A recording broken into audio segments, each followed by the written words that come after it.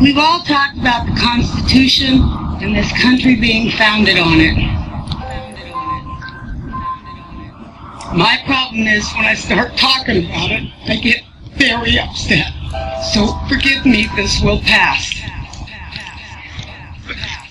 There has been perpetrated upon us the most heinous crime against humanity, and it goes so far back that you can't blame any of the administration because they are not a government.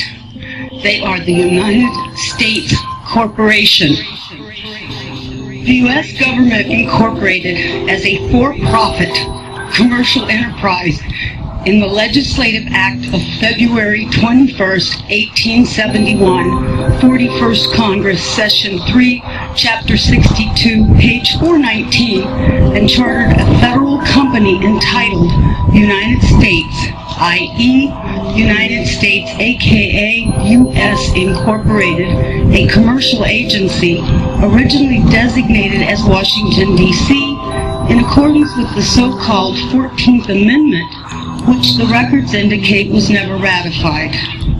The United States government is a foreign corporation with respect to the state. 19 Corpus Juris Secundum 541, location of United States. The United States is located in the District of Columbia. Secretary of the Treasury of Puerto Rico was appointed receiver over the bankrupt United States in the Reorganization Plan number 26 in 1950, Title 5, United States Code, Section 903, Public Law 94-564. The Secretary of the Treasury of Puerto Rico, Title 27, Code of Federal Regulations, Section 251.11, the title, Secretary of the Treasury, is a euphemistic abbreviation of the actual title, Secretary of the Treasury of Puerto Rico. The Internal Revenue Service was incorporated in Delaware, is not a part of the supposed U.S. government, which is but a de facto for-profit corporation masquerading as a government. It operates out of Puerto Rico. This is the IRS. It's not registered to do business in any state, is the bookkeeping and debt collection arm of the Secretary of the Treasury of Puerto Rico. They collect for the International Monetary Fund. Everybody who gets up into the administration, the Congress, the legislation, all the way down to the local level are corporations, private companies. We are their chattel. We are their inventory. They make money off of us, and you don't even know how deep it goes. And I apologize for my passion about this. But when I found this out, it was the only time that I felt hatred for the evil slime who did this to us. In 1871, when the United States became incorporated, they attached our birth certificates to a CUSIP number on the stock exchange, which equals slave trade, and it's done every time a baby is born.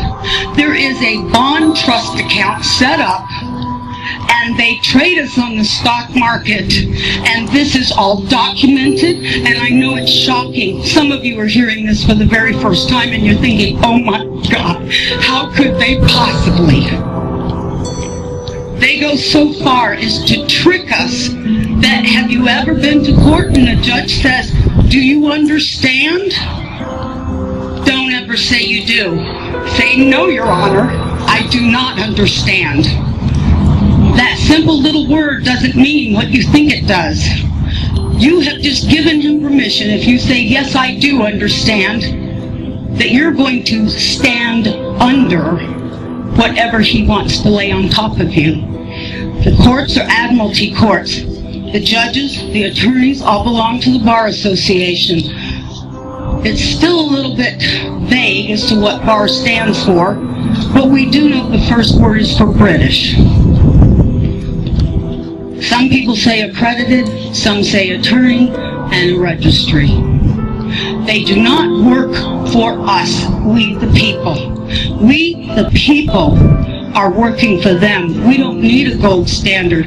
We are the value to the Federal Reserve note. We can give value to our United States currency.